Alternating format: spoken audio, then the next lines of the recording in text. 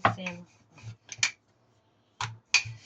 Hello guys, gagawa ko kami ngayon ng prata, homemade prata. Kasi Ramadan is coming. So, kaysa po bibili kami, kaya ano na lang. Nag-isip yung amo ko na i-try niya.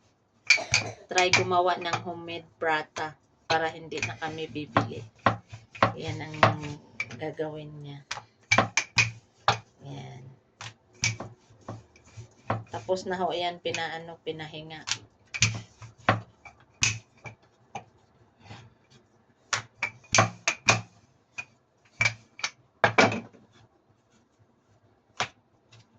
Yan.